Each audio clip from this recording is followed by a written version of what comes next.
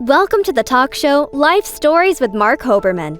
The goal of this show is to provide a learning experience to people of all ages, with guests from various fields in academics, a wide range of industries, and insight into the many forms of art, athletics, and entertainment. We hope you enjoy the show. Author and justice advocate Jeffrey Deskovic is today's guest. Jeffrey will speak about his many years in prison and how he was proven innocent years later. Jeffrey will also speak about his book as well as his nonprofit organization. Founder of the Jeffrey Deskovic Foundation for Justice and co-owner of the Recharge Beyond the Bars reentry game. Jeffrey Deskovic, welcome. Thank you for having me on. Oh, pleasure having you, Jeffrey. Jeffrey, before we get into this big, dramatic, life-changing turn at the age of only 17, what was your childhood like? I think I was like most kids. I mean, after my life after school, I mean, there was a lot of kids that lived in the apartment complex where I grew up at. And usually whatever I would suggest would be what we would do. I mean, we're going to play kickball, Monopoly. We're going to shoot baskets and go to the movies, whatever it is, it's kind of at the center of the attention, but that was my life after school. I mean, in school, I was quiet to myself and, the kids were a little bit older than me. I wasn't familiar with them. So I was kind of on the fringes of the society. So then we talk about when most young men are thinking about dating, college, parties, and more, your life changed drastically just at the age of 17. So walk us through what happened. So my classmate, who I barely knew, she was in two of my classes as a freshman, one as a sophomore. Her name was Angela Correa. So she went missing November 15th, 1989. A couple of days later, she was found in the park. She had been murdered and raped.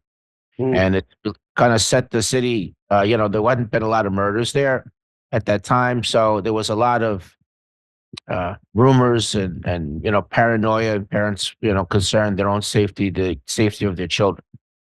And what happened further with you legally? And Sure. It's tragic, and I know normally a person would not want to talk about this, and we're going to get into your organizations and stuff and how courageous you've been, but I really want people to hear, I guess, the injustice, the tragedy. I mean, I could put 42 different adjectives on it, but I'd love to hear your take. Sure. So in the course of the police investigation, they interviewed a lot of students from the high school, and some of them told the police they might want to speak with me because I didn't quite fit in.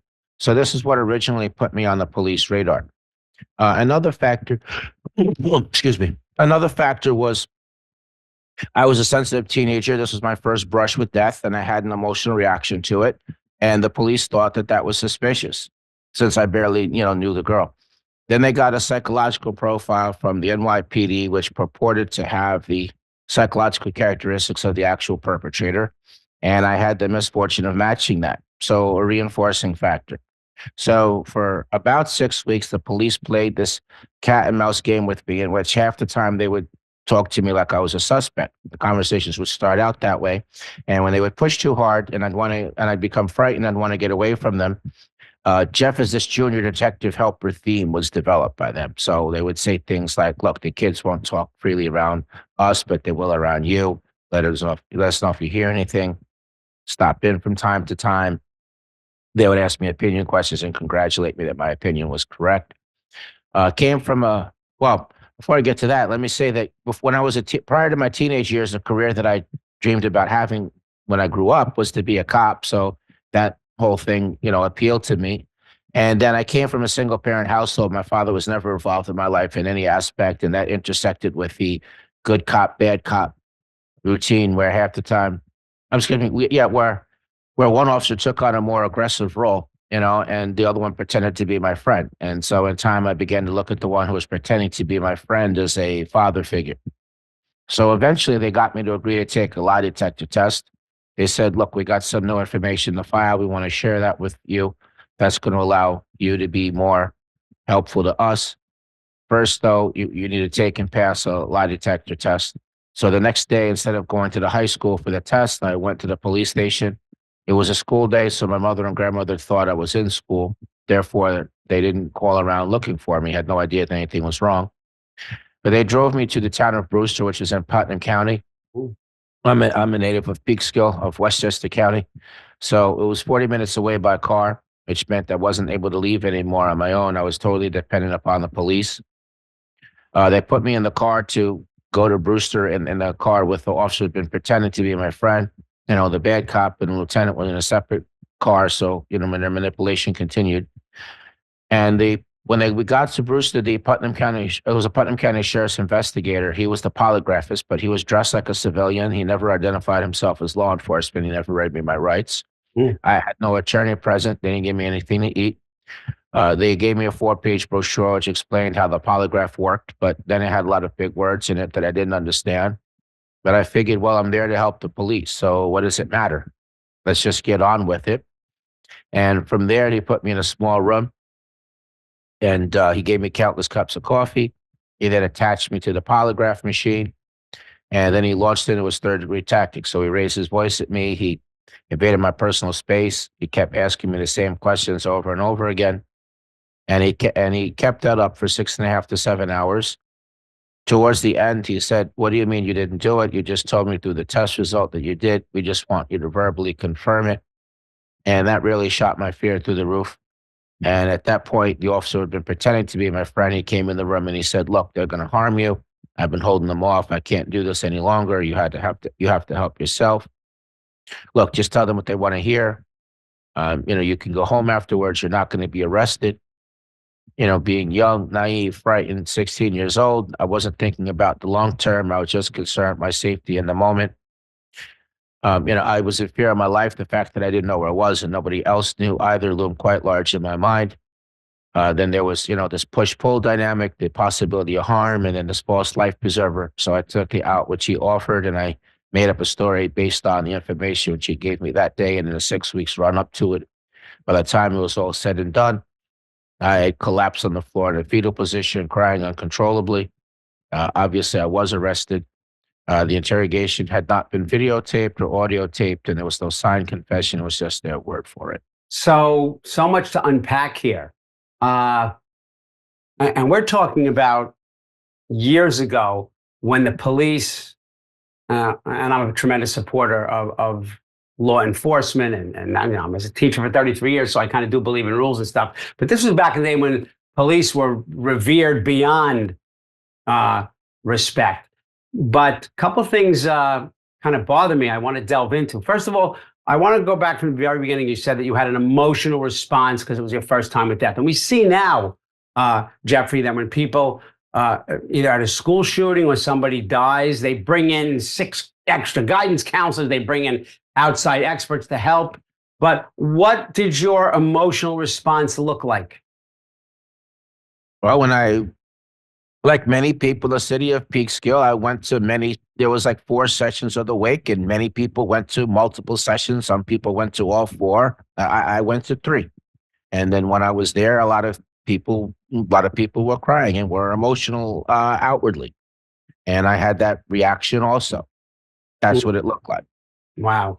Well, also, no death of a young person is anything other than tragic. But this wasn't a car accident. This was a violent situation. What I'm thinking, maybe I watched too much Law and Order or something. You were 17. They were allowed to question you at 17 without a legal guardian present?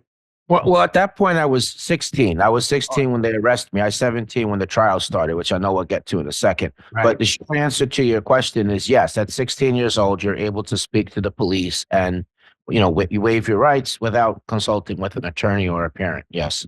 Got it. So I know it was a single family home. Is there a reason why you wouldn't share with mom and or grandma, hey, I'm going to do a lie detector test? Because I'm guessing they would say, oh, no, you're not. Or let me get my bag. I'm going with you. So how did that come about that they weren't informed by you? Well, the first time the police initially intercepted me on the way to school, I did tell, and what brought me to the police station, I did tell them afterwards, and they told me, look, we don't want you to speak to the police. But, I didn't understand why. Mm-hmm. I mean, I know I know I didn't do anything wrong, and I didn't know anything about it. And on top of that, they were, telling me that I could be helpful to them, and to be helpful with the police is a is a good thing. I was raised, look, the cops are there to protect you. They're, they're your friend as well. And look, I was 16 also, and that's the age where a lot of kids, you're starting to push back against the parental authority, and we know better than what our parents do, right? Except that we don't, but we think that we do. Right. Yeah, so all of those things, plus again, the fact that I knew that she didn't want me to interact with them, that was the reason why I did not inform her about the polygraph, and the reason why I didn't inform her about all of my continued interactions with the police. Wow. And I want to add, the police knew that, though. They knew that she did not want me talking to them. They actually, after that initial time when I met with them and told my mother, they reinitiated contact with me after they hadn't heard from me after that. They reinitiated the contact going through one of my childhood best friends. They called him and had him reach out to me, and that's how I got re-involved again. Yeah. Well, it's just such a, I don't want to say comedy of errors. It's mind-boggling to me. And so how long from start to finish? You said, the trial started, you were 17. Start to finish. How do we get from the start, and how long does it take to get to guilty? So it was close to a year before the trial started.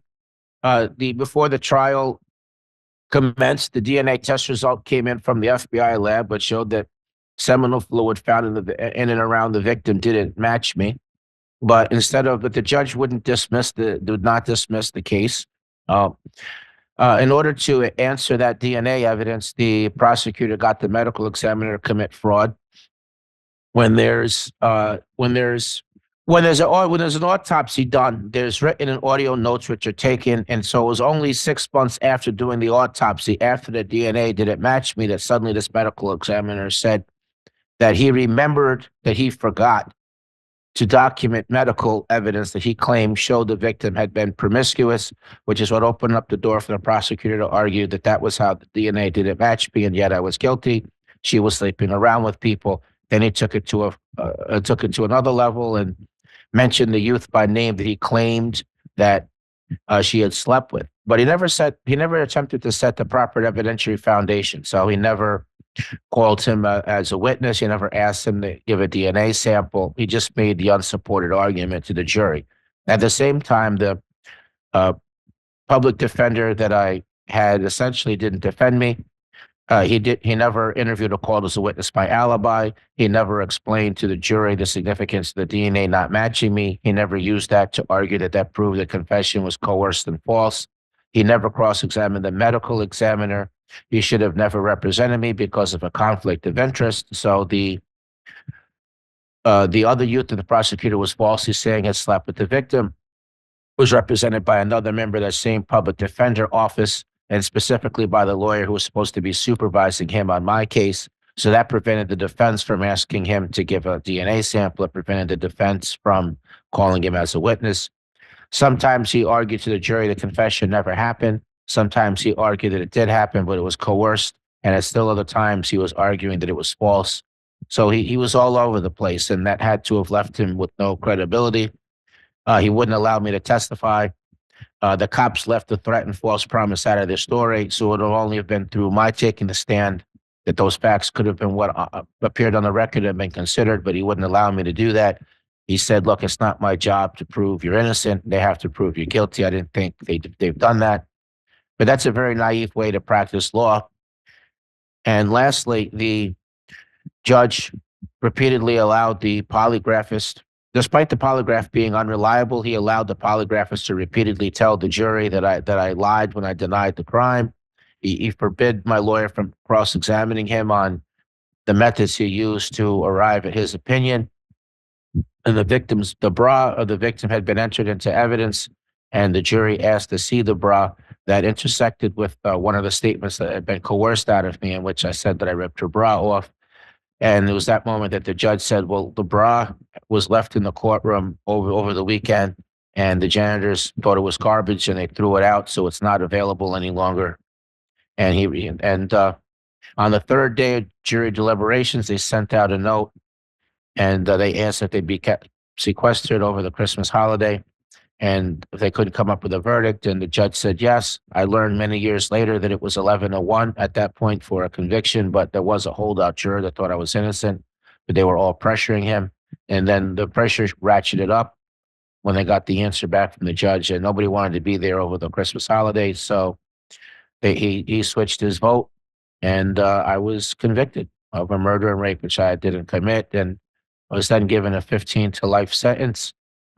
Even though the judge said to me, maybe you are innocent, he sentenced me and I was sent to prison. I have to tell you that if you made this story up, I would, if I saw this, and I know there's a documentary about it, but I saw a movie about this, I would say to a friend or my wife, I would say, this is written very badly. All these things could never have happened. These things could not have happened. Whoever wrote this went a little too far in how many bad things happened. First of all, for a medical examiner to start a sentence with, I remember that I forgot. I've never heard that in my life. So the fact that that I know that it is so unfair that many times, certainly in civil cases and other, whoever has the best attorney wins. You and I both know that if you had not a great attorney and a better attorney, 20% better, I don't think we'd be here today. I agree. And it's just, so now you get this, you hear the guilty verdict. It's a nightmare times 10 on steroids, just injustice. But Jeffrey, there's a life behind bars when you're guilty, and there's the added trauma of life behind bars when you are truly innocent. So I have to ask you, I'm in awe. How could you physically and emotionally survive that? A number of things. I think belief in God was one thing. A second thing was I thought I had to hold on for like 1 or 2 years till the next appeal would be decided, which I was sure I was going to win because I was innocent, still believed in the system. I used to go to the law library and learn the laws, and that gave me like a sense of empowerment. I used to collect articles about other people who were exonerated, and that gave me motivation. And I was also reading it to see like who helped them and what route did they take. Another thing is there was another prisoner there named Frank Sterling, and we helped keep each other going for 13 and a half years. I mean, he was innocent also, and we would get together once every 6 months, and half the conversation would be about continuing on morale-wise, and the other half would be like a brainstorm session about, what's the next move to make. He was ultimately exonerated a couple of years after me through DNA testing, by the way. So I wasn't just naively thinking that he was innocent just because I happened to be. Right. And then also, I made use of my time while I was there. I got GED, associates, a year towards the bachelor's. I took vocational classes in plumbing, typing, computer repair, food service. I took a course on how adults learn and worked as a teacher's aide for a year and a half, helping the other prisoners try to get from the pre-GED class to GED class, and then in the GED class to actually to pass the test. I worked in food service from 98 to 2006. I read 3 or 4 nonfiction books a week. So I made use of the time, and then the usage of euphemisms. It's not my prison job in the morning, my prison job in the afternoon. It's I'm going to school, I'm going to work, and it's not guards, it's the correction officers. It's not the prison warden, it's the superintendent. And then the delusions, like there was. So the mind is complex. There's defense mechanisms. So when I would play basketball, chess, and ping pong, I would pretend that I was a professional player, and so were the other. But it wasn't like kids fooling around on a playground. This was more that I needed to leave the prison in a couple hours, and that's the box that my mind created. And I would cut out nature scenes and hang them on the wall. And there was a certain area in the cell that you could put pictures there, and I would put it there, and I would just travel there mentally. And in 1998, they allowed us to purchase black and white televisions, and while my TV stayed off for the most part because I was doing legal work and writing letters looking for help and reading nonfiction books, when I would burn out, I would turn the TV on and watch, and the programs I'd watch weekly, I would pretend like I was visiting friends. And lastly, I wrote I put an ad which a pen pal answered in my last year of incarceration, and he kind of showed up at the in the nick of time. I mean, I was openly asking the stranger, look, do you think I should just give up? Should I just commit suicide? I'm never going to get out of here. Because I had to keep fighting off feelings of hopelessness, thoughts of giving up, suicidal ideation. So all of that, there was very, very violent in prison. There was 3 or 4 stabbings or cuttings every day. There was plenty of violence that didn't involve weapons. There was a lot of gang activity. So there was a general environment of violence and adrenaline that permeated the air. There were a few times, there was sometimes over the years I got beat up, and the time I nearly lost my life. The food was terrible. It was burned sometimes, other times it wasn't fully cooked. Unbelievable. And back at the beginning, DNA kind of didn't work for you as a teenager, but I guess DNA saved your life, and that's what freed you. So how did you get out of prison? How were you finally proven to be innocent? Sure. So I appealed the case 7 times. I lost the 7 appeals. I'll do a fast walkthrough on that. I mean, my lawyer argued I had a different lawyer now, different agency. The lawyer argued I was innocent based on the DNA. She argued that, it was legally insufficient evidence. The verdict was against the weight of the evidence, and that the prosecution hadn't proven guilt beyond a reasonable doubt. She argued my statements. She argued against the polygraph. She argued against the evidence being thrown out, argued that the judge was biased. All told, she argued 10 issues. The appellate court wrote that I was free to come and go as I wanted, and so they ruled the statements to be voluntary. They wrote that there was overwhelming evidence of guilt, which I still don't understand that. And lastly, they got rid of all my other issues in one sentence. They wrote that they looked at my remaining contentions and found them either to be without merit or not preserved for review. They went 5-0 on that. It was all downhill from there. So the re-argument motion was denied. I lost. The Court of Appeals declined to give me permission to appeal to them. So I lost there that way. I lost in federal court because my lawyer was given the wrong information by the court clerk, which resulted in my petition arriving 4 days too late.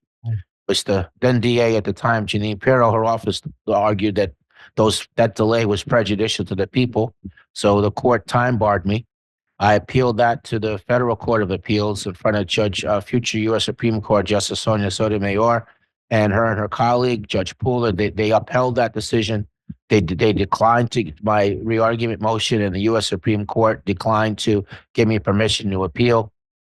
That was the end of my 7 appeals.